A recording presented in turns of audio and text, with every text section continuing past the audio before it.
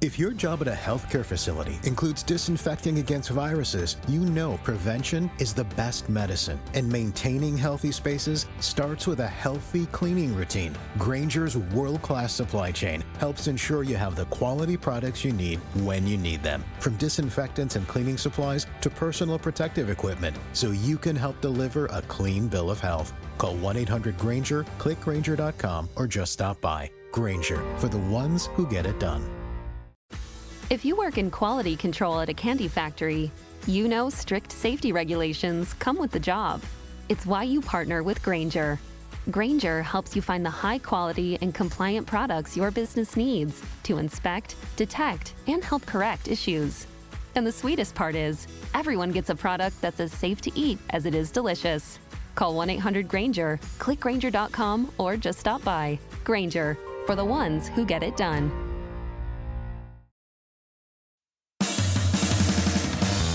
Are you ready, kids? Get your parents' permission, check your mailbox, and grab your shopping cart. It's time for the Adventures in Collecting podcast. I'm Eric. And I'm Dave. Welcome to Adventures in Collecting, where we talk toy news, culture, and hauls, along with our journeys as collectors.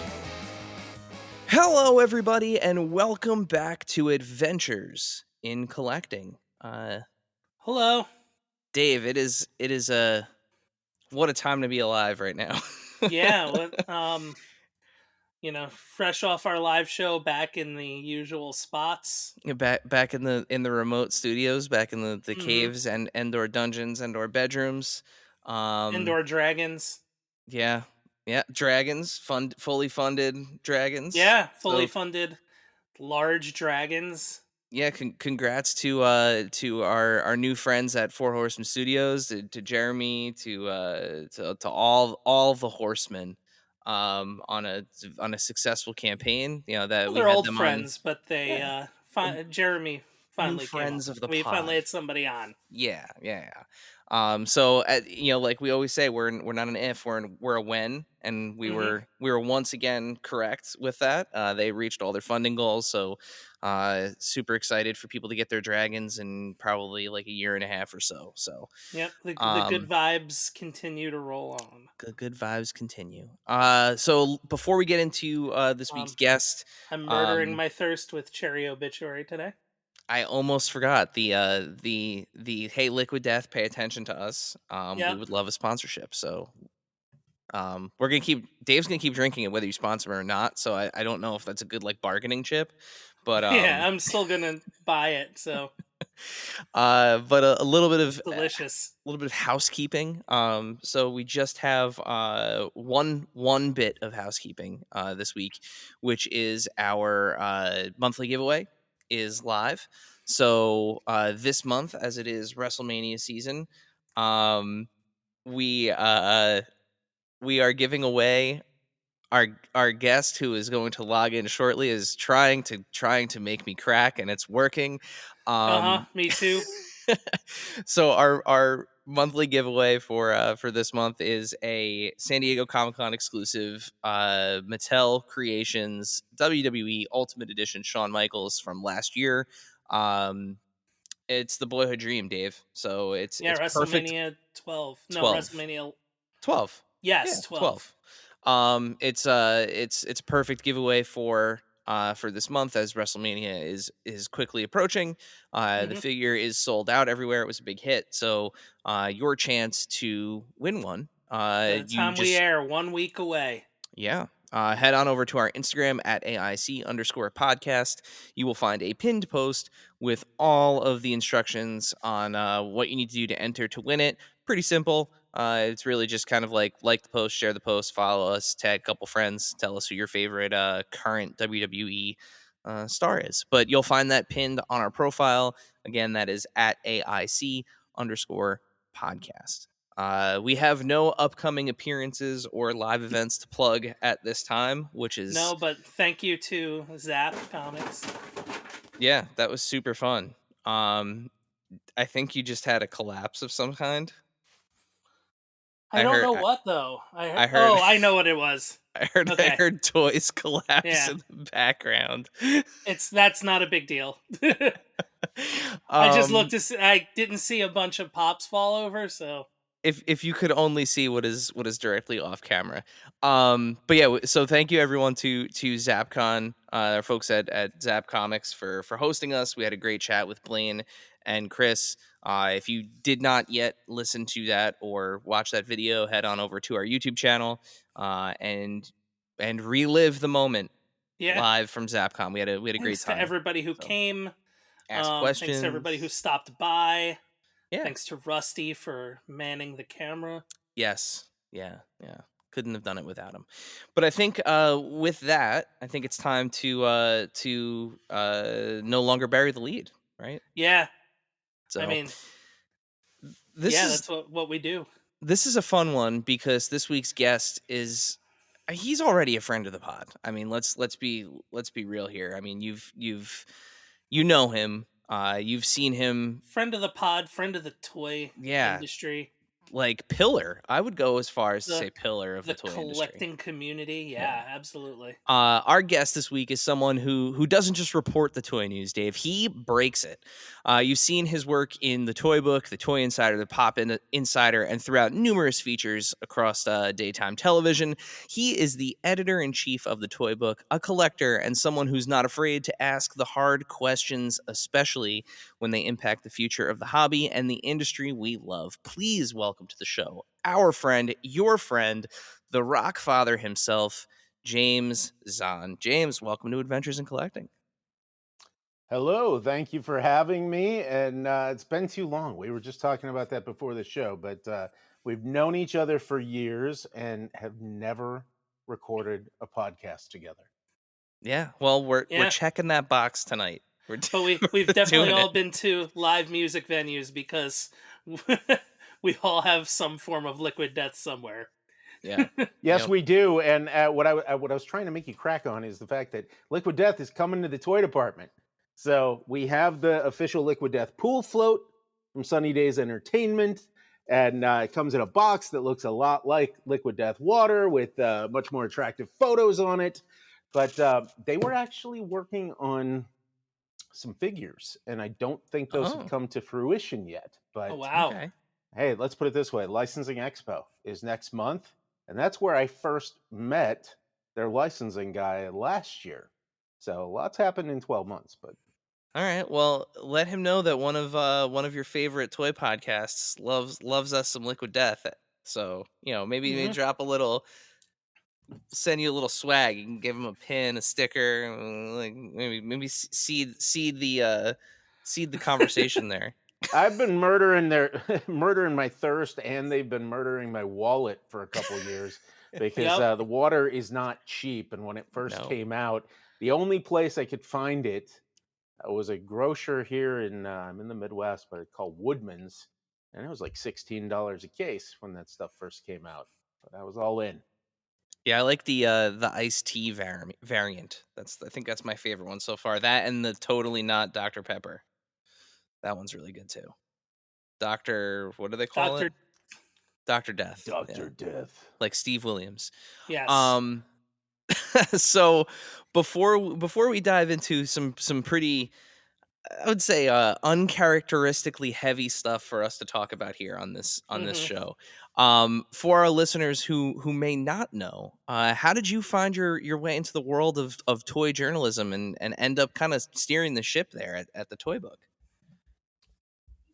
So I always say it's a very non-linear career path that I've sort of fallen into things over the years, but the weird thing for me to think about is that my first professional writing gig was 33 years ago. So I started writing music columns in the Quad Cities in the early 90s. And at that same time, I was doing a cable access show. And even though I was a kid at the time, I was like 15, um, I was always thinking bigger. So pounding the pavement, dialing 411 information, pre internet, no YouTube. I got bands on my cable access show when I was in high school. So I had Megadeth, Stone Temple Pilots, White Zombie, Oh wow. and my favorite band of all time, Nice. Faith No More, which really opened the door to a lot of different things. So trial by fire, learning to write, edit, shoot television, and then I was also writing. So I wrote for like 3 different publications at the time, and went through a whole thing like everybody else does. Go to school and then go on adventures. And I went into business for a while, and I fell into the retail side of things, and I went corporate for a while, and I worked for Walmart, I worked for Kmart, I worked for Musicland Group in their Sam Goody division, and we sold toys there. It was when McFarlane was coming up. Yeah. My Mhm. first holiday season with Walmart was 96 when Tickle Me Elmo came out. Oh my god. So there were these toy seeds being planted, but at the same time, I can never do just one thing, which is also true today. So I did journalism, I was acting, I wrote comic books, did all kinds of different things and was doing business. And then you start learning how all of this seemingly like unconnected stuff is really interconnected, and it snowballs together because you have licensing and entertainment and consumer products and all of the insights that go together with that. And I was working on all these creative projects like movies and things, and all of that has the licensing and the toys and all of that. So it comes together. I worked for other publishers over the years. I was the director of new media for Fangoria Entertainment for a number of years. So we had Fangoria magazine and Starlog, if you remember that, for a Mhm. while, and made more toy connections there because doing that was horror. So you're talking to people like NECA and Mezco, and it just all sort of comes together. And as I started creating more of a profile for myself, and I'd gotten this Rockfather moniker because I was doing work in music, and I was also managing an artist and directing music videos. I did stuff for Fear Factory, which some people that watch or listen to the pod probably know, and different bands and things. And as I started developing that, I started writing more about toys just because I was interested in the business and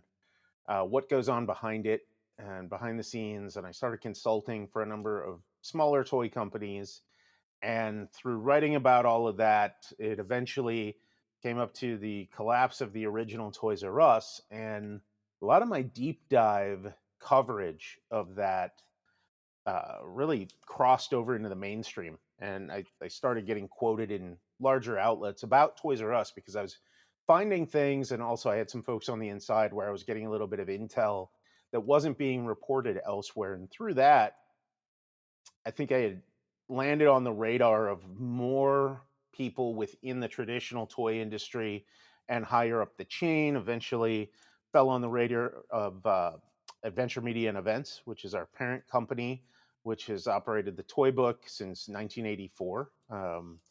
And we have the Toy Insider and the Pop Insider, and they kept asking me to come on and join the crew, and eventually I did. And I started out as a senior editor, then became a deputy editor, then editor in chief, and now I'm editor in chief of the Toy Book. I'm senior editor on Toy Insider and Pop Insider. I'm the director of the Pulse Play Awards, and I have all of these things kind of intersecting, and it's a very, very unique role. And I again fall back on that non-linear career path that leads here. So it's like, hey, I did publishing years ago, and now I'm doing publishing again. And for those that don't know the Toy Book, and on the collector side, I'd say that there's a lot of people that don't know the Toy Book, but the Toy Book has been around since 1984. It's the leading trade publication covering the toy industry in North America. And through that too, another role, another hat I wear. As of January, I'm now co-president of ITMA, which is the International Toy Trade Magazine Association, which has members from around the world. And of course, that's very helpful now because of what we're going to talk about today. But Yeah. all of these different things that work together, and the Toy Book's first print edition debuted at the North American International Toy Fair in February of 1985. So the company started in 84. They sort of did a year-long ramp up. They used to deliver, we send out an e-news blast, which I know you guys get on Yep. Thursdays, called the Toy Mhm. Report. That used to be mailed to people and faxed to people. And they used to Perfect. charge a lot of money for it. And there were ads in the old toy books because we actually have the archive, which lives in our main office, which is in Manhattan. And there were these ads that showed a cartoon of the stereotypical 80s businessman sitting at his big desk and he's ripping his hair out. And it's like, you could rip your hair out and look for all this fun stuff or what all the information you're seeking, or you pay us $150 and we'll fax you all the headlines you need once a week. And now we give it away for free in an email on Thursdays. But yeah, the toy book's been covering all of it and has been like a de facto historian, if you want to call it that, through now we're in volume 41, which we just debuted last month at, again, Toy Fair New York. And Yeah. then Toy Insider, which you come to the events. That's the events part of our name. We put on something called Sweet Sweet. We do Holiday of Play. We got something new swirling that we'll tell you about soon. But Toy Insider is a consumer guide for parents, grandparents, gift givers, people buying stuff for their kids. So we hit you with the trade with Toy Book. I always equate it to being like the Hollywood Reporter, but for toys. You might not work in the business, but you want to peel back the curtain and see what's in there. That's Yeah. what we're all about. And then, of course, the third thing is the Pop Insider, launched in 2018. That is all collectibles and licensed merch for an audience that's 18 and older. So you could say it was doing the kidult thing before, quote, kidult became a buzzword outside of the industry back channels. So long way of getting to the point of saying, yeah, um, had some adventures. Well, it's always so interesting when we have guests on for the first time and like ask them to tell their story about like how they whether they're designing toys, whether they're marketing them, whether they're working in just kind of in the industry in general. Everyone always seems to like find their way. Like Mhm. it's like almost like it's meant to be, right? Like like you said, no matter where you go, tracing back to, your earliest work, there's some sort of like cross section that either gets into licensing or gets into the actual toy stuff. So it's I just it was a I matter feel of like it's time. it's a big create your way industry. It is, and then there's another factor of that people always say you can't actually leave the toy industry because people try and then they get sucked back into it somehow. I can't tell you how many executives I've run into that maybe they're a VP or even a CEO of a toy company, and they decide, hey, I'm going to take this paycheck, I'm going to go do something else and run some completely different company. And 2 3 years later they pop up at another toy company because there is it is an industry and a business, but there is a community aspect of it, and so many people are friends. You think of the adversaries and stuff that exist within any business world, and those are certainly in the toy business, but overall, I think there's more of a collaborative community vibe where people really support each other. And there's a few of them where you look back through the toy book archives and it's like we practically printed their resume Yeah. because people Mm. bounce around. Oh, this guy's at Mattel. 5 years later, he's at Lego. That type of thing. Yep. Yep. And we love seeing that too, like, Yeah. especially around like the cons and stuff when everyone is together, or around the, toy fair, you follow enough people on social Mhm. media, you'll see pictures of like, people at the dinner where it's like, oh look, there's, this guy from Mattel sitting next to this guy from Hasbro, sitting next to this guy from NECA. It's just it's very we do get that sense, that there is a community, and But it's fun to be even just a little bit but part of it. also like we noticed that too this year for like all of the like social media folks too. Like we at one point we're all like, "Oh yeah, we all know each other," like as we're all waiting to go into like a Oh yeah, presentation. at the Hasbro thing at Toy Yeah. Fair this year. It was like, "Oh, look, it's Pixel Dan, and it's Dan Larson, and it's Toy Shiz," and Yeah. it's just like, And then "Oh, we're everybody's here." Yeah, mhm. yeah, yeah. That was a lot of fun. The other It thing you is. mentioned though, James, is like, you kind of were, I want to say, like the I actually will call it like the forefather kind of version of social media and like, YouTubing and streaming and stuff. Like the charm that was, and the thing that I miss the most about TV, public access was the best. Like it was OG YouTube. I'm so like, Yeah, and I'd be hard pressed to call it otherwise. But like I remember being a kid, when I was a kid, there was such a charm. We had like Uncle Floyd and stuff out here. Like there was such a charm to public access, and I feel like New York was the kind of like held on to it for as long as it could. Now it's finally like done, but there was just something great about public access. It was real TV. You could learn real skills Hmm. that you could use and get paid for it. Um, it was YouTube before YouTube, and if you sort of chart the lineage, have you guys seen the documentary about Tom Green that just came out? I was just gonna say Tom Hmm. Green was kind of the first one to really transcend that. I mean, when I think of public access, I think of the movie UHF, and like I think of the Weird Al take on the whole thing, but yeah, See, I like think of Floyd. I think in Uncle real Floyd. life, I mean, Tom Green was that one who really kind of jumped, right? Because he had the I haven't watched the documentary yet, but if I'm remembering correctly, he had a public access show in Canada, right? And that was Hmm. where he got picked up from. Yeah. So if you look at, say, I was doing, and I'm not going to say like, oh, I was first or whatever, because I wasn't. There were lots of other people that were doing different things and doing some great stuff out there. But I mean, I was in Davenport, Iowa in 1992 doing that. And then, say, late 90s, Tom Green's doing his thing in Canada. He gets picked up, comes to the States, becomes successful on MTV, then sort of pulls back. And after that show gets dropped, goes back to essentially doing cable access out of his house, Yeah, the but call-in when show. streaming was brand new, so like just on the cusp of YouTube. And then there's a famous clip which is now in the documentary, which is him and Joe Rogan Mhm. um sitting Hmm. around and talking, and Joe Rogan saying that, "Oh, we got to figure out a way to monetize this." And boy, did Yeah. he. That is true.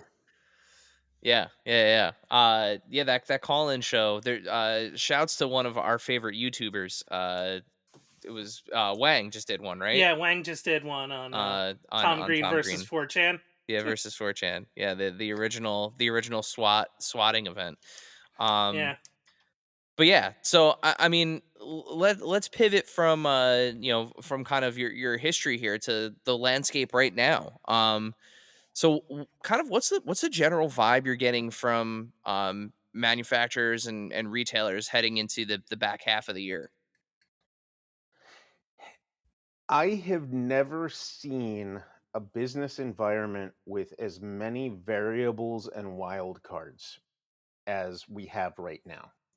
So the industry itself is very mixed, where I'm really seeing a lot of parallels to what happened during the pandemic today. And keep in mind, by the time listeners hear this, whether it's 6 hours from now or tomorrow or the next day, this information could be totally different. That's how fast everything is moving and how many variables are at play here. So, in the pandemic, remember, the world went full stop and everybody thought, oh, sky is falling, we're all done. And then toys had record sales. Mhm. So, what's Hmm. happened here in just the last couple of days is a lot of my retail contacts are telling me foot traffic is up right now, because now you got people that are racing to make purchases to beat tariffs. So I went out tonight, a couple hours ago. I went to a Meyer store, which is like a Walmart Supercenter type place we have in the Midwest, and there's no price differences yet. It's all pretty normal. Because you got to figure a lot of the stuff that's on the shelf, there's no tariff on that. A lot of the stuff that's coming in, even if it was on the water on April 3rd, I believe it was, that stuff is safe. So there's a lot of product out there that there's no additional taxes on. But you have a lot of companies that have jumped into the rash decisions of, okay, we're going to cut back immediately, we're going to cut staff, um, and they're doing that without even knowing all of the information yet, because we've all seen the charts, the famous charts that President Trump showed with the different percentages for the different countries, and those are not only vastly different themselves, but they also stack. So you see a tariff on China that say is whatever 34%, I think it was, and then that stacked on top of 20% that was already there, so you're at 54, and then they sort of go up and up and up from there to today, when the number being thrown out today is the absolutely absurd 104% tariff on China. So you have a lot of companies that are rightfully very concerned on what's going to happen. But the way the numbers play out, even if it was something basic, like just say a 20% tariff, you can't definitively say the product is going to cost the consumer 20% more, because there are back channel things happening where people can play with it a little bit. The manufacturer, meaning the factory contracted by the toy company, could be wheeling and dealing, the toy company themselves. Maybe there's a distributor in the middle there. Maybe it's being exported by the retailer and the retailer's taking the brunt of that up front. Maybe it's not. Maybe the manufacturer is bringing it in and sending it to a warehouse. Maybe the tariff is being put on what they call the landed price, which is like the wholesale price coming in. All of these people, they don't know. And when those charts came out, it was absolute chaos. It was, do I go from the landed price? Do I go from the MSRP? Does this stack? Does that stack? Does this category of product? Because there are thousands of categories. So within each segment, there's dozens of subcategories. So still today, I know one of the big revelations from this morning was that, printed materials, like say gaming guides that come Yeah. out of China, not tariffed. That could change tomorrow, but as of today, that line item wasn't there. So you have all these different people looking at even the pieces, like the ingredients of and the components of other toys, where the toy itself might not be tariffed, but something used to make it may have been tariffed. Think about your metal. Yeah. Have you heard about the Mhm. Venezuelan oil tariff? Have you heard about this? No. So there was another set of tariffs from the Trump administration that went into effect just a couple days before this whole reciprocal tariff thing began. And it was that we were going to put a 20% duty on countries that were buying Venezuelan oil. So that becomes part of the stack too, because China buys Venezuelan oil. Got it. So what do they make plastic out of? That's where it gets really, really complex. And I'm not an economist. That's not my forte, but I can do simple math, as I think everybody else can. And what we're looking at right now is a huge, huge mess, um, to put it mildly. And at the end of the day, I mean, I do have some ideas of how it's going to play out, but um, where we sit today is very confusing. And I think I just want to put Mhm. it out there, from the three of us that are all, obviously you are a journalist. That is your, as an editor in chief of Mhm. the toy magazine, really. You are a journalist. We consider ourselves to be journalists. That's something that I studied in school. I was very passionate about it. what we're talking about here is not anything charged. This is not Hmm. we're not taking any kind of stances. This is Nope. purely talking about what is actually happening. I mean, these Yeah. tariffs are very real. They have very real impacts. Whether or not there is a long-term plan that this is, kind of a short-term effect for, that's not what we're talking about. We're talking about what is happening in the moment and the impacts it is happening on this industry that we all love and care about, and Hmm. our hobbies, the things that we love to buy, Yeah. the companies that we support, the people at those companies who are, now under duress, from these things that are happening. So, you know for the rest of this conversation, dear listener, just please keep that in mind as we kind of move forward and continue talking about this. But Yeah, because yeah. we're seeing like, things that you would never anticipate seeing just like kind of take a step back. I've never once seen like a company be like, yeah, we're going to put a hold on pre-orders because we need to see what's happening. And that's Yeah. Nintendo. Yeah. Like, Yep. That was legitimately shocking. Like, mhm, I when and it was literally hours. I don't even think it was a full day after that live stream when they mhm, said, they're like, actually, time out. We're not going to take which would be, we're recording this on April 8th for a little timestamp. But pre-orders were supposed to open tomorrow, April yeah, 9th, for the Switch 2. I mean, mhm, the sequel to one of the greatest gaming consoles, most popular gaming consoles ever made. And they're putting that on pause because of what's happening here. So it's just, it is wild. So many variables. yeah. And one of course, we're talking about it now. One of the big conversations is the announcement of the tariffs from the current administration. So, what impact are you anticipating from, or even just kind of seeing the industry and even collectors start to take? I know you said you saw foot traffic up, but like, is there anything kind of from the inside where it's like, hey, this is kind of how we're prepping this? There there are different, and you will hear this phrase, there are levers we can pull. And you hear that a lot on the big earnings calls, especially when Hasbro. There's what we call the big five, which are the publicly traded toy makers. So you've got Hasbro, Mattel, Funko, Jack Pacific, and Spin Master. And you'll hear all the time on their earnings calls that they have these levers they can pull. And that used to really involve moving production under normal circumstances. You look at the last decade or so, companies were already trying to diversify their supply chain.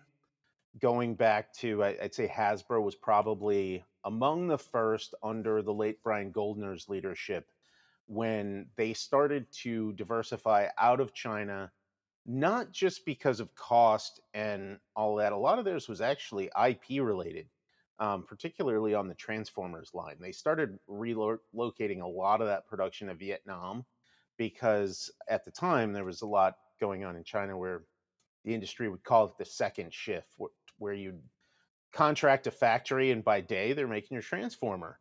And then the second shift comes in and uses those molds and they make the demorphers or whatever they're going to sell, the Ah, bootleg version, the Temu version. They were trying to get away from that, but they inadvertently got out in front of a bigger situation that was coming right behind it, which was the supply chain crisis that emerged during the pandemic. So you had all of these companies trying to take production elsewhere, and uh, the complex stuff that collectors really enjoy, like things like a highly articulated action figure with photorealistic detail. The Chinese manufacturers have 40, 50, sometimes even 60 years experience making those types of products and doing it at scale, doing it quickly, doing it for a reasonable cost. And that's because of the decisions that were made many administrations ago, many corporate leaders ago, that decided, hey, we're going to move production to Asia. And keep in mind too, there are certain toys that have always been made over there. You can even, I mean, pull up your old Hot Wheels and stuff from the 60s. Oh yeah. Yeah, a handful Hmm. of them were made in the US, but you'd always see like made in Malaysia or something like that. Lots of toys from the 60s and 70s were made in Hong Kong. Um, but really in the 70s and into the 80s is where everything just went offshore. And then the EPA regulations came in. I don't think a lot of people realize that there are certain types of chemicals in different types of plastics that you just can't legally use here to from a production standpoint. Um, and I know it's one of the questions we've put on the list, but when we talk about like reshoring or nearshoring production or bringing things back to the states, one of the big reasons why you can't do that is pollution. Um, you think about the days of old. Like, think about all that stock footage you see from the 70s of the refineries and the Oh yeah. smoke and the Hmm. smog and all that stuff. And I hate to say it, but that's actually what's happening on the other side of the world. And it was sent over there. But in the meantime, those people got really, really good at what they do. And when companies tried to move production elsewhere, it was other countries over there that were taking that factory capacity: Vietnam, Indonesia, India, and then the back channel thing that, again, it's one of these things I don't think most people realize is some of those people that own factories in those other countries are actually Chinese, because they're the people that have the expertise and they're going somewhere else to put them there. So regardless what your opinion is on it, political or otherwise, just from a simple standpoint of can this be done? No, you cannot flip a switch and move production somewhere else. And now, a word from our sponsors. This segment is brought to you by our friends at Chubsy Wubsy Toys. A traditional mom and pop toy store in Little Falls, New Jersey, Chubsy Wubsy Toys brings you the best new toys from the brands you love without the hassle of pounding the pavement searching for them at larger retail stores. Visit them in person at their brand new home at 101 Newark Pompton Turnpike, Suite 1 in Little Falls, New Jersey, or online at chubzywubsy.com. That's CHUBZYWUBZZY.com. And tell them Adventures in Collecting sent you.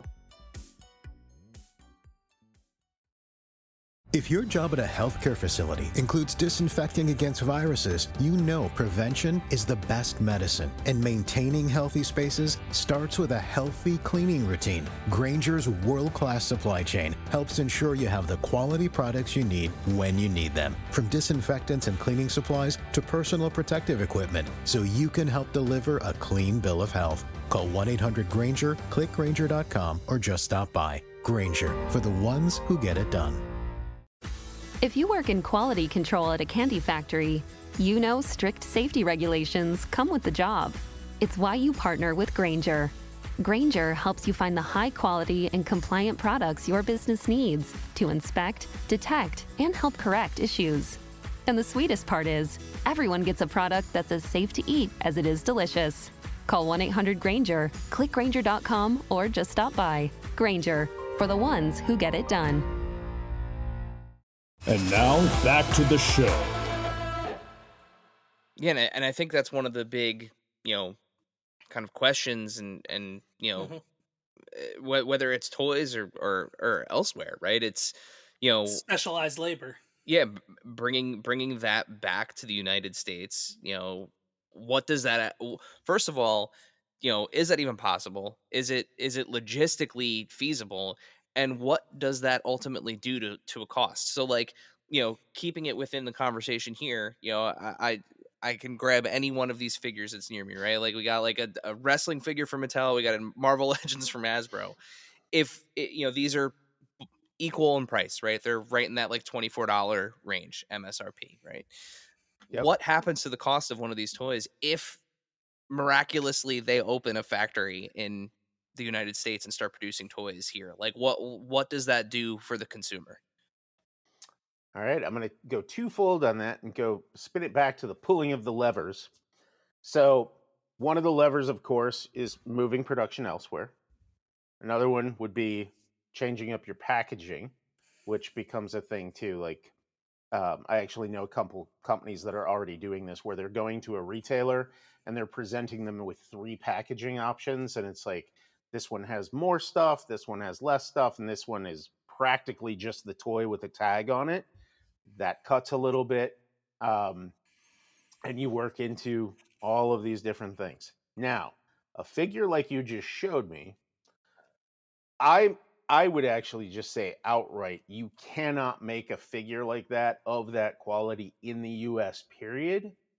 And if you could, you're looking at a $60-$70 figure.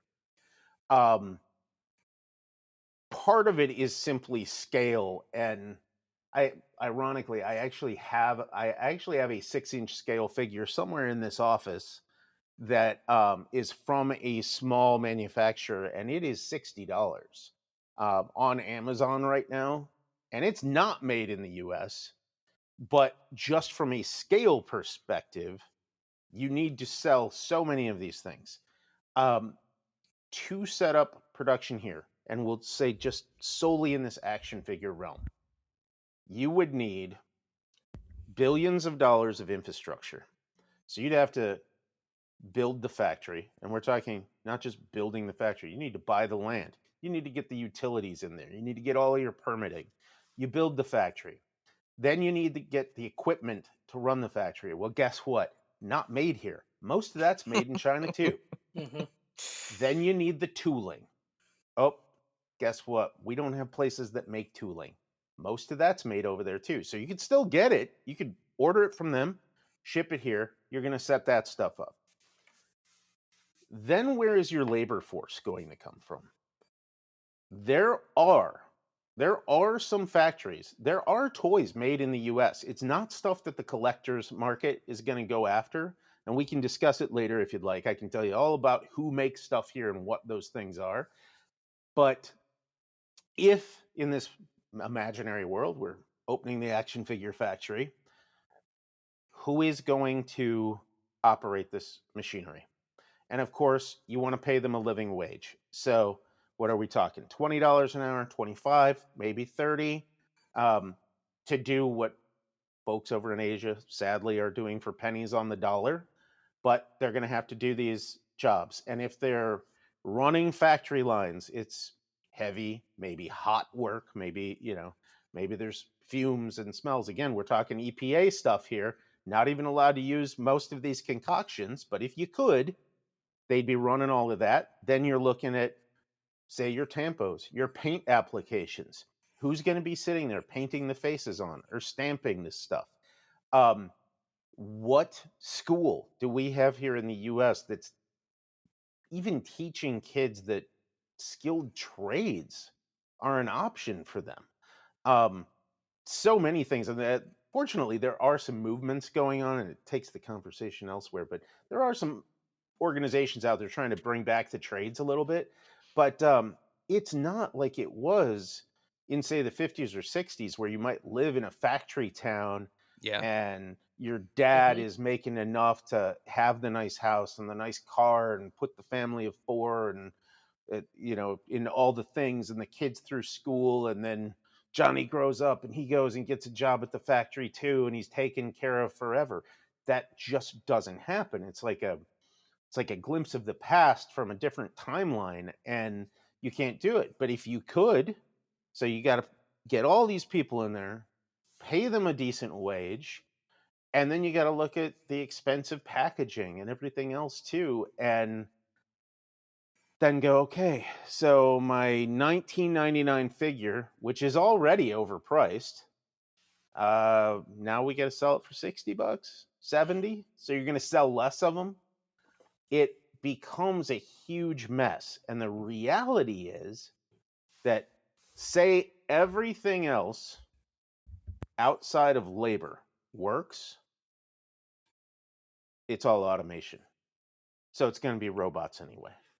So you bring production back to the US and you're not creating American jobs. You're creating an assembly line of robots.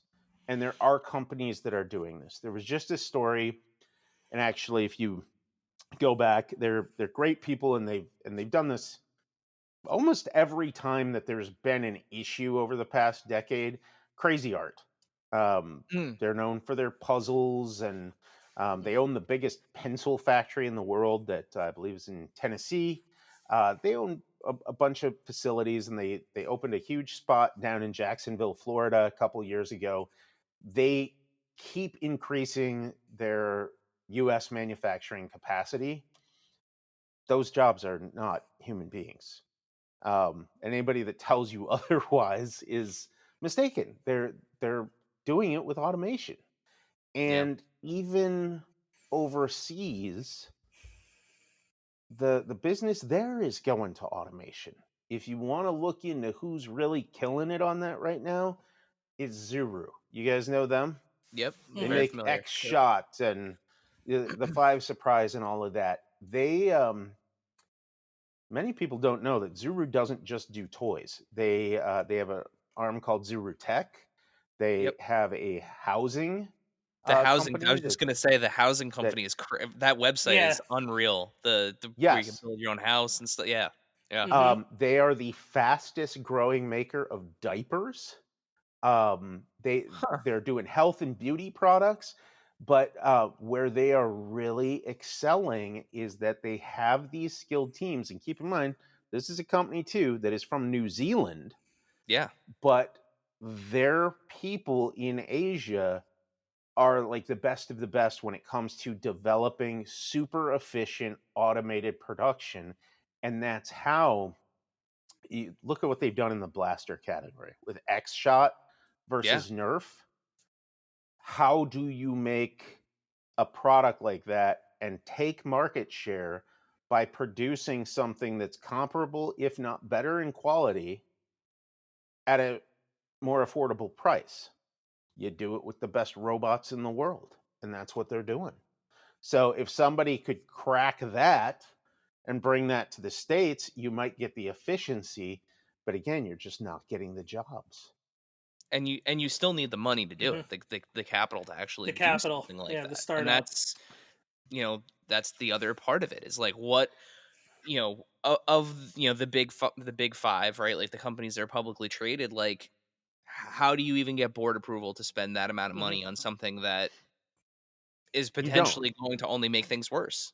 They And don't like, where's it gonna go to? Is They also where people. don't have the capital. They honestly do Mhm. not have the capital. It would require massive outside investment, and there are there are just so many other factors too. Like the thing that concerns me most is that we talk about reshoring or nearshoring, and everyone would love to see a strong economy, to see American job growth.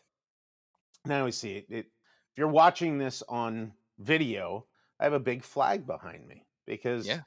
the American flag, it means a lot of things to a lot of people, and it can be polarizing now. But I look at it as a symbol of like the greatness that has happened, and then of course too like the possibilities of what things could become here, and it would be fantastic to have everybody have just a high paying job and all of this. And manufacturing's not it, but what ends up getting lost in this shuffle with the tariffs and the taxes and the arguments when it pertains to the toy industry specifically is that I say the toy industry is kind of like Apple. Everybody looks at their iPhone box when you get it and it says designed in California, made in China. Yeah. The Hmm. US toy industry, even though the toy industry is a global business, the US toy industry is, I mean, just it's powering billions of dollars in the American economy that is largely staffed by people that are not on the manufacturing side. They're doing design and marketing and all the corporate jobs and everything. And it filters down to the guys and the men and women that are loading the trucks, and the longshoremen that are unloading the ships when they come in, and the folks working the rails, because we ship a lot of toys from the ports on the coast. It goes across the country on the rails. The truckers, there are so many different people that are within this ecosystem, myself included, and my team, that they have these jobs because all of this other stuff exists.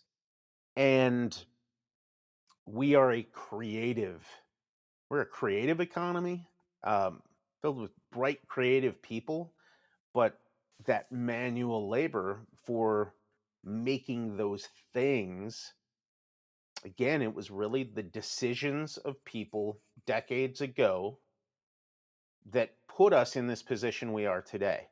And if it took us decades to get here, it'll take us decades to get out of this.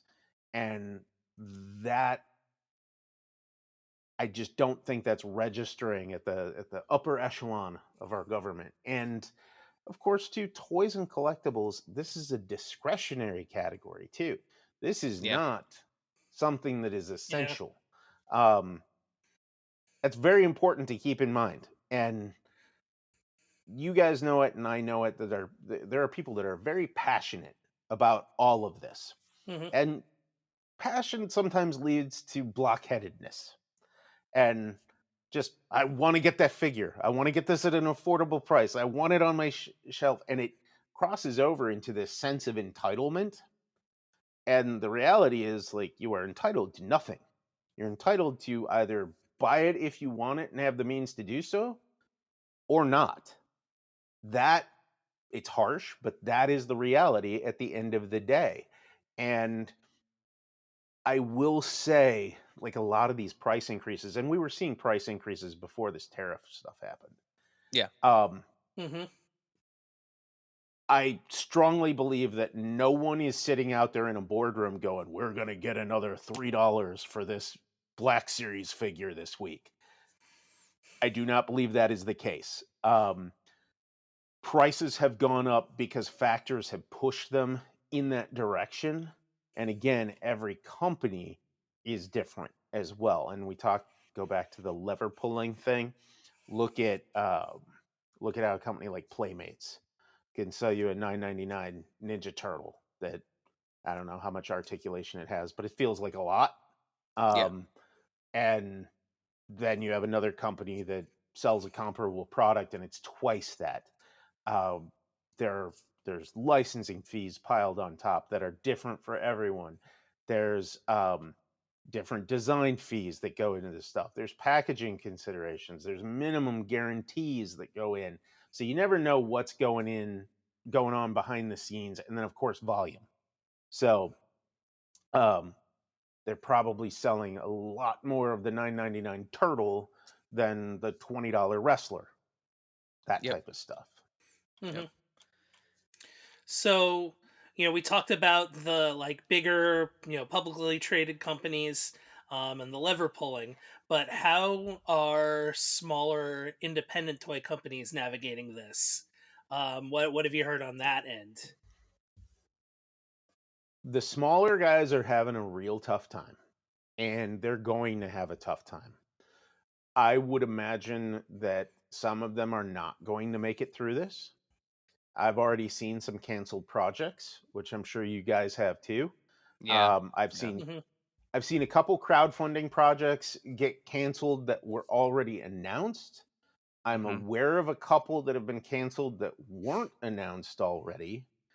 Um, there are some lines that should start hitting retail this summer that'll probably get pushed to fall, maybe even get pushed into 26. Again, this is very similar to some of that pandemic stuff we saw, where things just keep getting put off on the horizon, because if the order's not placed already, why place it right now Yeah. when you know that there might Hmm. be this tax on it? Because the smaller manufacturers are at greater risk of being able to afford the product and not being able to afford the taxes on it. So the tariff is a tax. it comes in, if they're on the hook for that, they might not have the upfront capital to do that. And then they may also too, because the margins are thin to begin with, the tariff may completely put them in the negative, where they're bringing in a product at a loss. And there's ways that retailers and bigger manufacturers can play with that sort of. It's like the grocery trick where you raise the price on one item or a category of items to offset your loss leader, Yep. like, Mhm. your bread and milk and eggs. Yep. Theoretically, eggs are a commodity right now too, but What's the collect them phrase? all. You're robbing Peter to pay Paul. Yeah. Right. Yeah. But grocery, that's part of the business. Yeah. You raise the price of this, and if we were in the 80s, I'd say it's okay.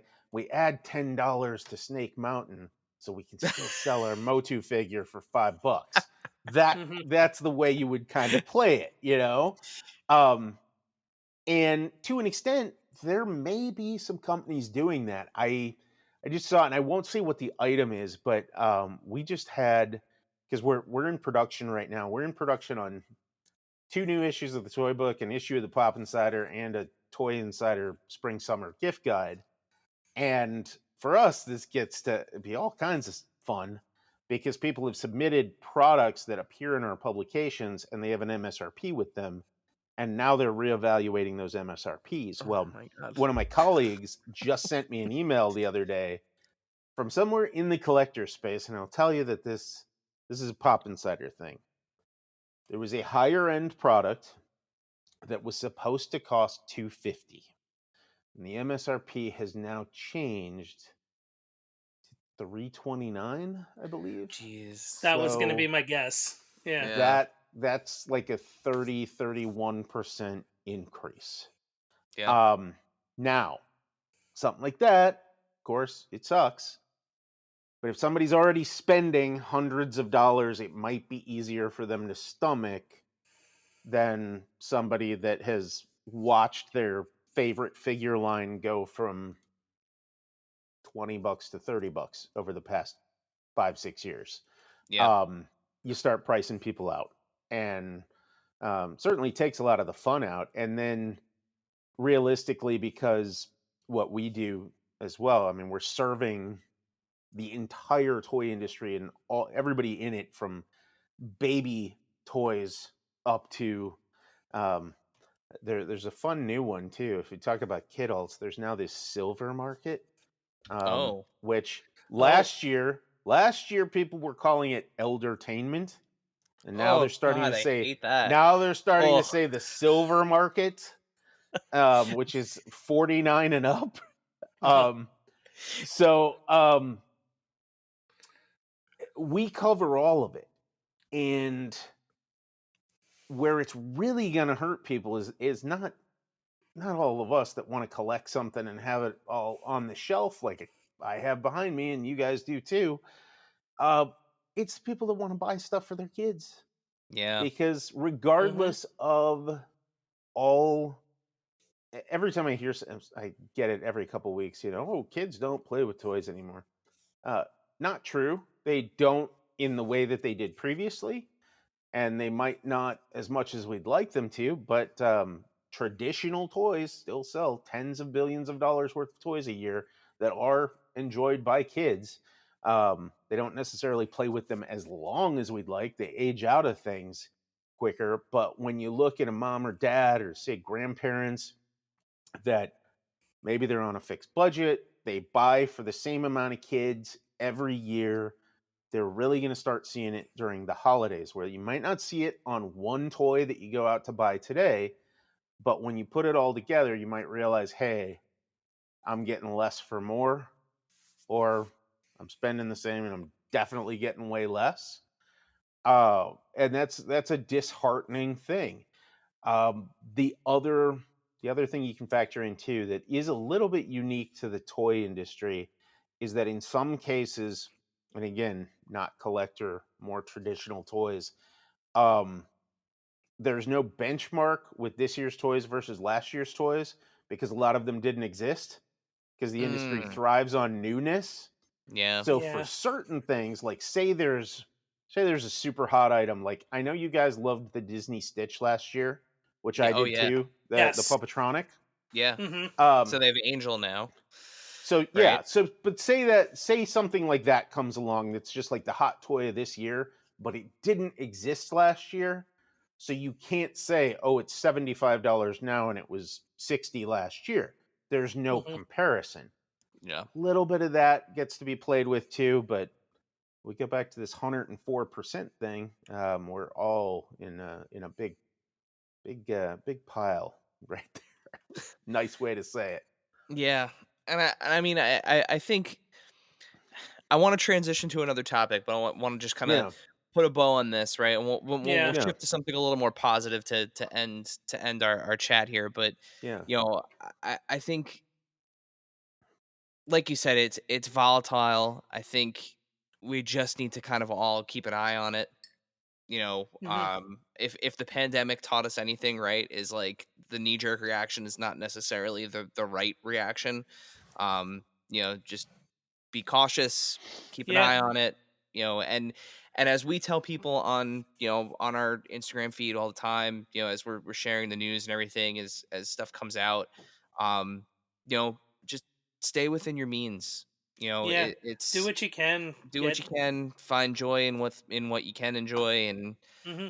and there's a lot out there. It still remains to be the best time. We're in a gilded age of collectibles. I mean, there's Mm-hmm. never been a cooler time to be an adult collector of toys. I mean, that stuff looks like, I always tell people, right, it when we were kids and we played with the action figures that we had, our imaginations, kind of helped us sell the things that we were trying to make them do. And like now Yeah. they can actually do those things. Like they can move the way that we wish they did. They look the way that Mm-hmm. we wish they did. They have the Yeah. Like accessories, wrestlers everything. just Yeah. were statuesque. Now they So, I move. you know, it's just focus on the And good stuff, right? I and do. it might mean like even just like, hey, stuff sits for a little bit. Like Yeah. maybe that's what happens. We don't know. Like we really don't know. So I think what's going to happen here, I'll tell you my spidey sense on this is that I believe this is all going to blow over. It's the George Harrison thing. All things must pass. This will pass. The toy industry, as we know it, has been around about 120 years. Um, Disney thing years ago. I remember during the pandemic, Bob Iger saying on a conference call, this company, meaning Disney, has been through actual war. We've sent people to war. There've been bigger problems out there. This will pass. I don't believe that. I actually think that the majority of these tariffs are going to come back down very, very quickly because we're already seeing, like, Vietnam's already come to the table and they're like, hey, we'll go 0% if you guys go 0%. So they want in. There's like 50 other countries that have come up that want to negotiate. End of the day, it's going to become just a button heads battle between the US and China. It's been building to this. It's important to remember that, hey, this is about our governments. Um, it's not about the citizens. It's not about everybody's politics. It's really about the administrations. There are good people in China, just like there's good people in the US, hardworking people that want to make a good living and take care of their kids. Um, it will come back down. How long are we going to fight with China on this? No one can answer that. Yeah. Um, but Hmm. there are other options out there. You guys also pegged it too. You live within your means, and that anytime too. I mean, we love this stuff, but it can also cross into an unhealthy point of addiction with the collectibles. A few folks don't want to admit that, but I remember a conversation a year or two, an exchange I had with Pixel Dan, which was that like, hey, you know, if what happens if you kick it and your HasLab hasn't arrived yet? Who's going to deal with that thing when it shows up on the porch a year after year after you're gone? And nobody wants to say it, but you know what? Yep. That happens. Um, I'm looking at my it's cell barge right now as you say that. Yeah. The list, staring at it. all over here. I showed you guys before the call that I had a pile off to the one side Yeah. of my desk. Because I've been so busy, I still have my Hiss tank and my Dragonfly sitting there. Oh They are boy. not, I have not even cut the factory tape on the boxes that they come in. And I want to set them up and display them and, play with my figures. But that's, it just hasn't happened yet. I'll get there. But there are much more important things in the world. We're just all fortunate that we get to continue being kids to an extent. And whether you want to say the kidult thing or not, but the adult collector, again, adult collector has existed forever. People just didn't have a buzzword to put on it. Mhm. But we're fortunate that we get to do this and we get to live in this time. Now we just have to put up with a bunch of other people for a little bit and cross our fingers that it'll all be okay. But I will tell you this, most of us will still be around here this time next year and we'll be laughing about it. I hope so. So, speaking of laughing about things and enjoying things, Hmm. one of the things that you do, and you alluded to it earlier in the conversation, is you go to a lot of events. You know, whether that's licensing expo, whether that's all the different conventions, the events, absolutely wonderful events with incredible food, and sometimes fake Snoop Dogg that we that we absolutely love going to every year. So you see a lot of different, cross paths with a lot of different makers, a lot of different toy brands, a lot of different toy lines. Um, what's like in the past? We're in Q2 now, so like so far this year, has there been any kind of sleeper hit or like an under the radar toy line that you've been surprised by or that's wowed you in your travels? First off, let me give a shout out to the Snoop Dupe. If you don't know him, his real name is Eric Finch. He's a SAG actor. You can find him on Instagram. He does a lot of really cool stuff, and is a good dude. And yes, he does look quite quite familiar. That he's Fooled from the me. LBC. Mhm. Fooled Um, me. Yeah. So, but good dude. And yeah, he was at one of our events last year and was pretty awesome. But as far as sleeper hits, there's nothing yet that that I would say would resonate with the collector audience. There's a That's lot of okay. really there's a No, just lot of something really cool. there's a lot of really buzzy products out there. One of which is on the outer cover of the latest toy book, which I think you guys have. Yep. This Gooey Gooey from the folks at Moose Toys. It is a slime, but it's a slime for like the Ulta Beauty Sephora kid. That it's got a very pleasing texture. Like skincare and stuff is actually a trend in toys right now, especially with tween and teen girls. It's got quality scents, a nice texture to it, nice feel. And I'm not even like a slime enthusiast or whatever the compounds, but I dig what they got going. And you can make some cool things. I think Crazy Art has a really cool line of these crystal gem creations. It's sort of a completely different spin on like what Lego Botanicals was doing. Like Mm, building you're building a plant, which uh look at gardening and botanicals as an overall toy trend this year, just interesting. across the Okay. board. That's Um cool though.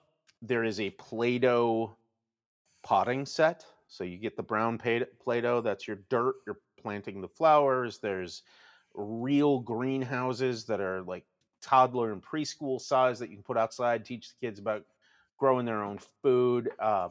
John Deere is actually one of the fastest growing licenses Hmm. Amazing. for toys, which you can find all kinds of stuff with that. But um, so compounds are big this year.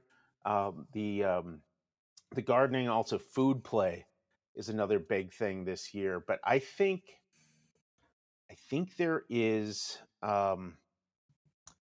You want to say something that, and maybe I told you guys this at one point, but I think the big surprise for collectors is gonna come from MGA, and I can't tell you anything more than that. Okay. All right. And aside from, I will add one more thing. They have two brands on the horizon. One you might be able to find some information about in more of a general form, but you haven't seen the products yet. And the other one, I kid you not, no one outside of perhaps the retail buyers that have placed orders know that this thing exists. And when it finally comes out, I will tell you this was the thing. And I'll Okay. see if you guys agree with me on it. All right. But by the end of this year, knock on wood, that company, which everybody thinks of with their dolls and their preschool stuff, is basically going to be in every aisle of the toy department. So So, here's the thing that I find very interesting about what you just said. So, friend of the pod, formerly of Jazzwares, Greg Mitchell yep. is found his way over to MGA, and I was wondering what he might be up to over there. And now that move makes a whole lot more sense, knowing his Um, background. believe you could say he found his way back Yes. to Hmm. Yeah. MGA Yeah. Yep. because he was Correct. there previously, and he's not the only one. He's not the only one that's there. They have some talented folks that have popped up in Chatsworth, and I think Mr. Isaac Larian would be okay with me stopping at that. Okay. But We'll leave it at that. We'll Yeah, leave it at cool. that. big things. Um, yeah. So that I would say would be, you talk about under the radar. That would be kind of under the radar. All right. So that stuff is really good.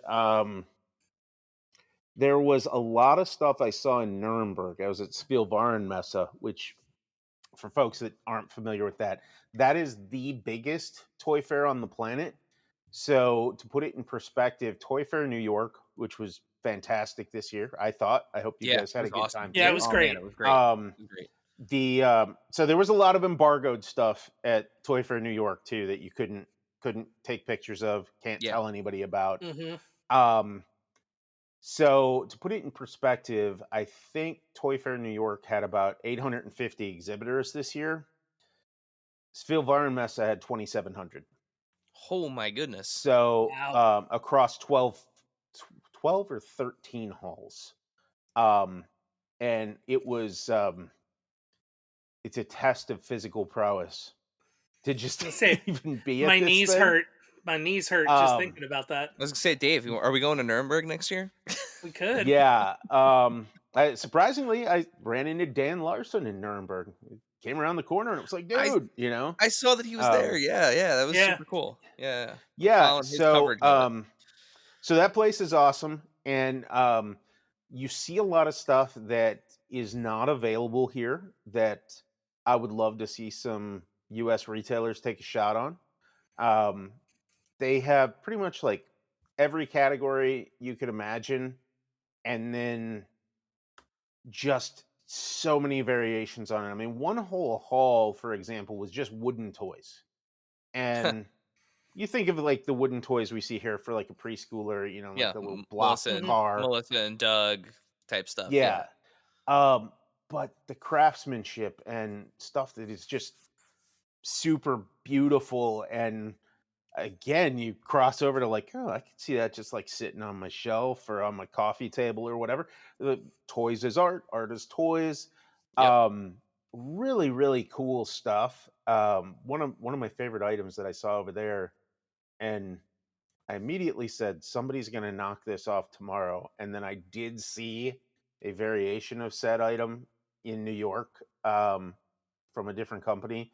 Whammo has a fog bubble machine coming out next year that, there's there's fog in the bubbles, and you can run it Yeah, as bubbles, fog, or both. And Oh, that's cool. when they hit the ground, they look like a ghost, like dissipating. Yeah, it was pretty. Sometimes the simple ideas are the best ones. for sure. Good for the kids and good for the bands too. You know? Yeah. Yes. But I mean, I was in Europe a year ago, and I was like floored by how much stuff like I saw there that wasn't here, like in London, just like the amount of diecast and stuff like that. So I can only imagine just what else is out there. They love diecast. I was in the press lounge at Spielwarenmesse, and I met a guy from Italy. I don't recall his name right now, and he didn't he didn't speak as fluid of English as many of the folks over there do. I mean, most of the folks over there speak better English than my neighbors. But he was telling me as best he can, and with a childlike sense of whimsy, that he's from Italy and he only covers diecast cars, and that's it. And that was his whole reason for going to Germany. And he was going to see as many diecast vehicles as he possibly could, and go back and report on them. And I was like, that is passion, and that's what it's all about. Hmm. Um, and there's a lot of growth in that category too. Look at the big Ferrari and Hot Wheels announcement this week and everything. Oh yeah, A all lot of the cool F1 stuff. stuff. Yeah. Yeah, F1 is like the hottest thing going right now. Yep, and especially with like Lewis Hamilton with them. Yeah. So before we head into our final question, James, we're reaching the end of our interview here. Um, what's coming up for the toy book, and what kind of industry coverage should our listeners and watchers keep an eye out for from you? Sure. So the toy book now publishes, we actually increased the frequency last year. We publish 7 issues a year in print, and our next issue comes out. So I'll back this up. We just released our annual big book. We call it the Big Toy Book, which traditionally has come out every February at Toy Fair New York, going back again to the beginning of the call when we said first print edition came out February of 85. So February of 25 became actually March 1st, because that's when Toy Fair was this year. Yep. Hmm. So we released the Big Toy Book. And in addition to in depth features and exclusive commentary, that one has nearly 600 new toys and games that are coming out this year across all categories. May 20th, we're going to release the licensing and entertainment plus baby issue of the toy book, because Licensing Expo and ABC Kids Expo overlap this year. They are both at Mandalay Bay in Las Vegas, and they are the same week, and they're in adjacent halls. So you can go right and go to Licensing Expo, or go left and go to ABC Kids Expo. And there's a huge convergence there, because ABC Kids, people used to think of it as just a baby show. Well, there's a lot of toys going in there, because a specialty toy market, uh, your little boutique stores and independent retailers, a lot of specialty toy stores are carrying baby. A lot of baby boutiques starting to carry more toys. Uh, Got to get the kids while they're young, and create those lifelong toy fans. Oh yeah. And So that's going to be really cool. So it's like you're going to go in Licensing Expo, and you're going to see all the big guns: Pokemon, Lego, Hasbro, Mattel, Jazzwares. They're all in the house.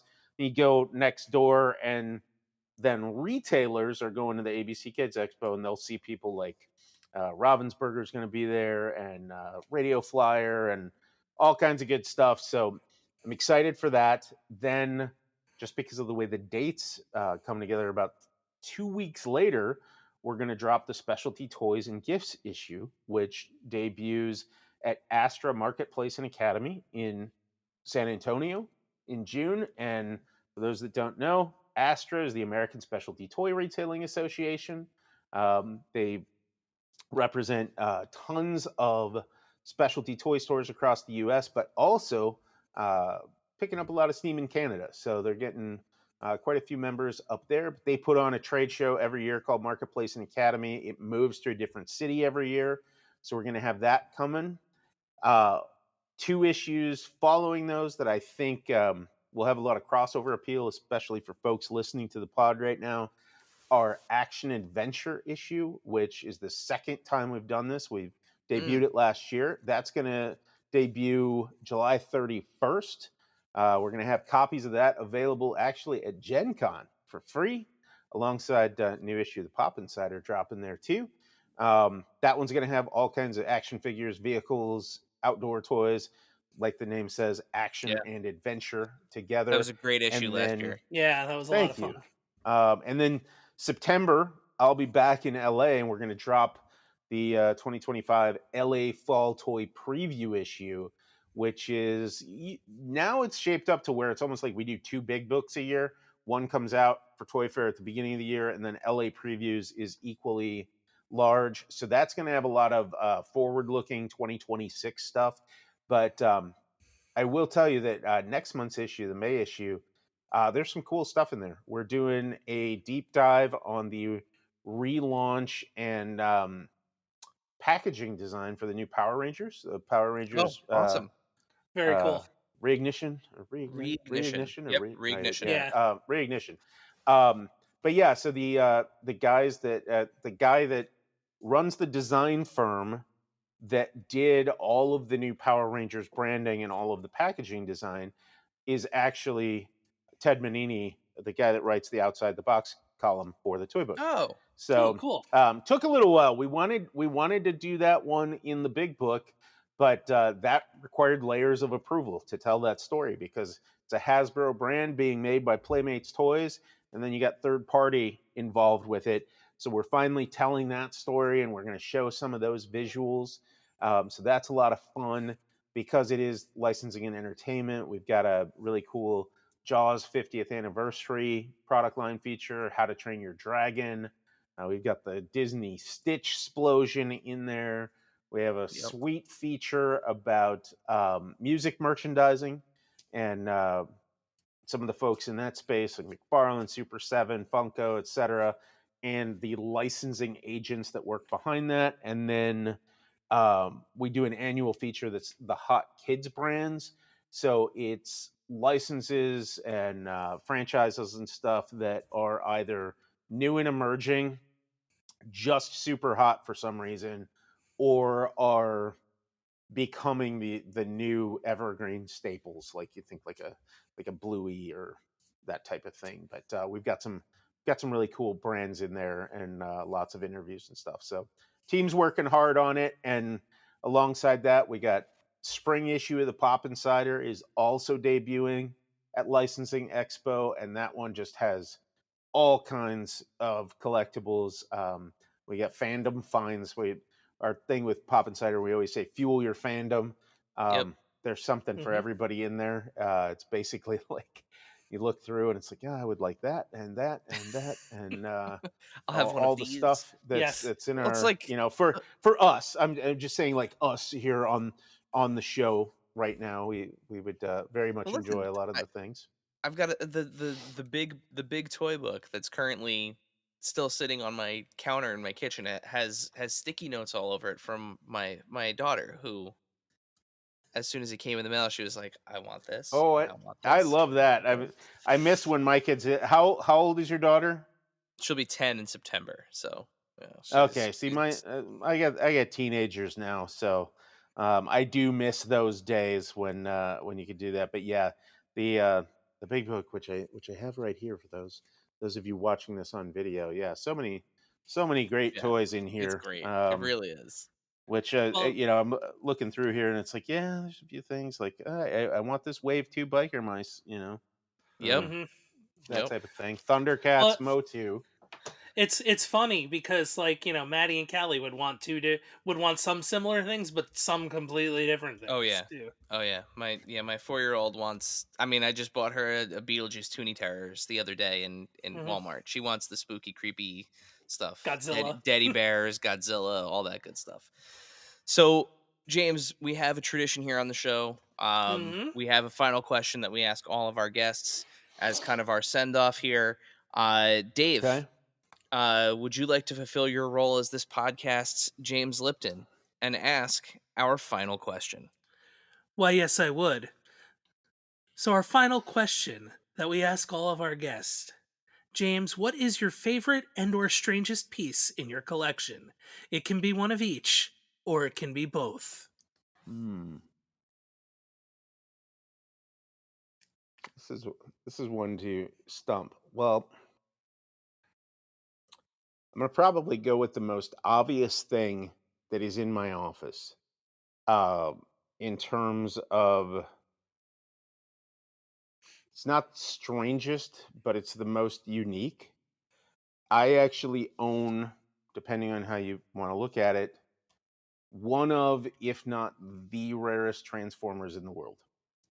And it is the handmade chrome Optimus Prime from the 2007 Michael Bay Transformers movie, made by the Hasbro design team for G4's Attack of the Show. And it's sitting about 5 feet from me right now in a case.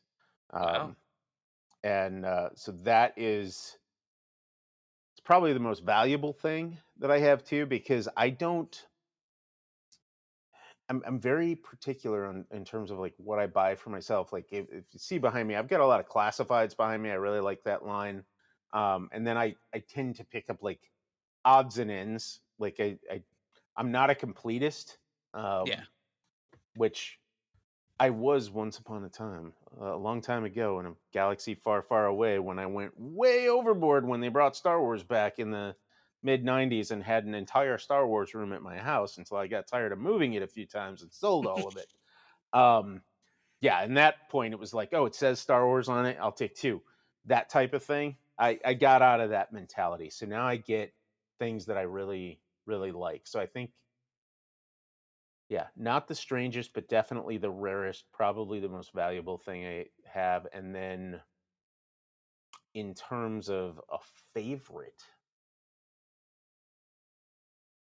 that is just like a really hard thing Now, see, I to thought I say. knew what the answer to this was going to be for you. Most of the time, our Really? guests, I have no idea what the answer is going to be. I thought I knew what your answer was going to be because What'd you think it was going to be? you have a distinction that not a lot of people that we've had on this show have, and What's that's that?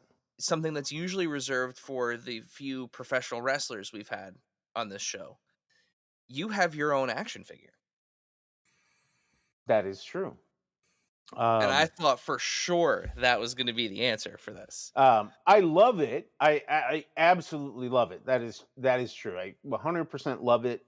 I'm honored that it happened, but I don't know, wouldn't it be kind of vain to say that that action figure Abs- of you is your favorite thing? Uh, Absolutely not. Favorite No. favorite toy in your collection? I mean, I think that so Transformer can definitely be both because that's Yeah, really cool absolutely. and amazing. But like, are you kidding me? If I have the pop yourself Funko version Mm. of myself at the top of my stairs. It's the first thing Yeah, anybody sees when they walk it's into my on my desk. office. Yeah. If I had an actual action figure of myself, that would 1000% be my answer. So see, I thought for sure that would be yours.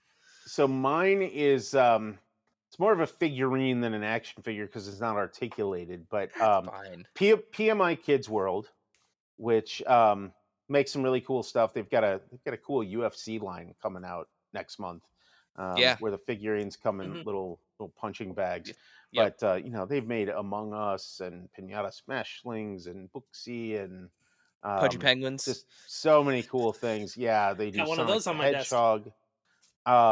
But yeah, PMI, and they're celebrating 30 years this year. They made a figurine of me, and funny enough, I know.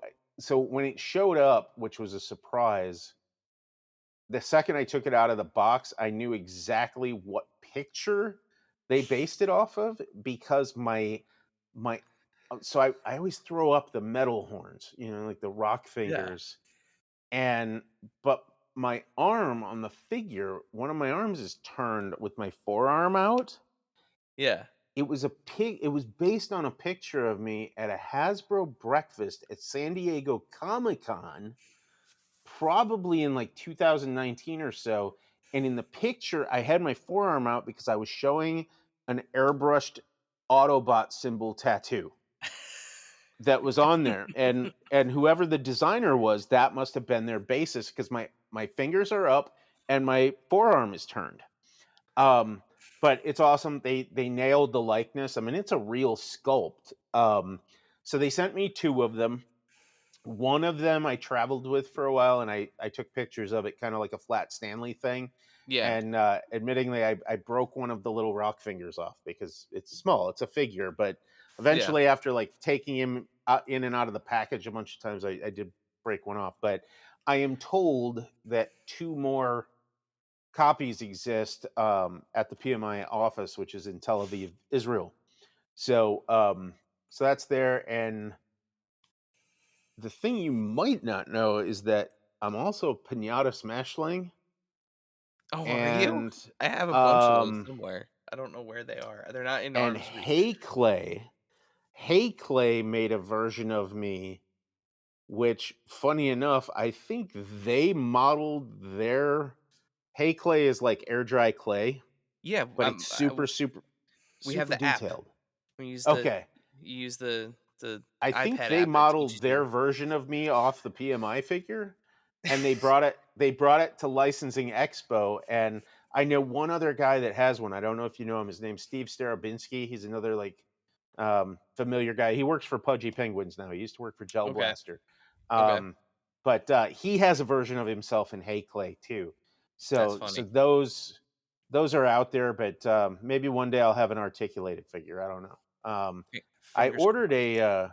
a now you got me thinking. I ordered a Jeremy Padawer figure from Major Yeah. last year. That hasn't arrived yet. Nope, not Um, out yet. No. Not out yet. so I need that. Got to get that one. Yeah. Um, but I don't Uncle have a Jeremy. Funko Pop Yourself because they don't do the goatee like mine. It's It's They not an just do signature option the look. yet. beard. Yeah. Yeah. Signature look. Not an option yet. Well, So I James, had the long hair at the time. That was tough trying to figure that part out. yeah, you should have waited. Now you can they have the mohawk. Yeah. That this brings us to the end of our interview. Thank you so much for taking the time to chat with us in an official capacity for once. Jeez. Mm-hmm. Took us long enough. Before we let you go officially, just remind everybody, where can they follow you on social media, and where can they make sure that they are on top of the pulse of play? sure. So you can follow me at the Rockfather on basically any platform you'd like, except for LinkedIn, where I'm just James Zahn. And if you like LinkedIn, I do a lot of stuff on LinkedIn. I love that actually over there. But I'm at the Rockfather on all your other socials. For the toy book, check us out at toybook.com, thetoyinsider.com, thepopinsider.com. Hit up all of those websites. They have all of our social links. You can subscribe to our magazines. I would say for print still matters. Print is still awesome. Toy book, you get a subscription, 7 issues a year, shipped direct to your mailbox for $50. So it's a good deal. It is. Even if I Yeah, didn't work here, absolutely. I'd say it was a good deal. So get that. And then, of course, too, if you run into us at an event, you find us at Toy Fair, Licensing Expo, whatever, we actually have copies of the magazine there that we will give you for free. But if you'd like it delivered to your mailbox, grab a subscription. There's nothing like getting mail. I still love Mm-hmm. getting. Maybe it's just we're of that age, but like I love Yeah. getting mail that's actually like look forward to it mail, not Eric, like we have a frame of reference for public access television. I think we're yeah. of that age. I know. It's more so for the. I was gonna explain what a fax machine was for the people for the younger demographic that listens, but they can Google it, I was or at my ask local record store. ChatGPT. I don't I was know. at my local record store the other day when we were talking about like, yeah, tapes. You used to be able to tape songs off the radio, Yeah. Yep. and that Yep. like blew some like younger kids' mind. Well, listen. So Before we get a tariff slapped on this episode, Dave, send us home. yeah, I liked yours. Everybody be on the pulse of play. Thank you, dear listener, for hanging out with us today. Subscribe, rate, and review us wherever you listen, and then tell your friends to do it. Thanks also to Joe Azari, the golden voice behind our intro. Our music is Game Boy Horror by the Zombie Dandies. Find more about them both in our show notes. Follow us on social media at AIC_podcast on Instagram and Twitter. Stop by and say hi, show us your toy hauls, and share your toy stories. Maybe we'll talk about it in a future episode. Don't try this at home. Void where prohibited and some assembly required. Each sold separately, not a flying toy. Consult a physician if your toy run exceeds more than 4 hours. This has been a non-productive media presentation. Executive producer Frank Hablawi. This program and many others like it on the Non-Productive Network is distributed under a Creative Commons Attribution Non-Commercial No Derivatives license. Please share it, but ask before trying to change it or sell it. For more information, visit Non-Productive.com.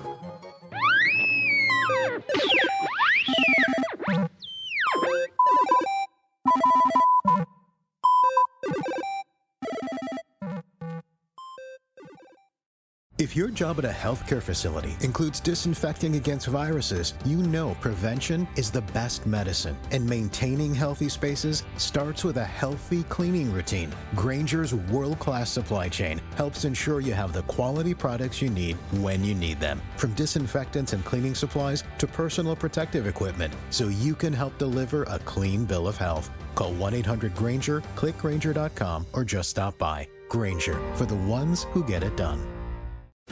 If you work in quality control at a candy factory, you know strict safety regulations come with the job.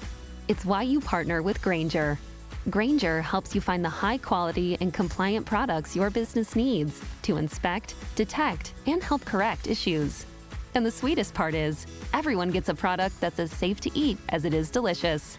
Call 1-800-GRAINGER, click Grainger.com, or just stop by. Grainger, for the ones who get it done.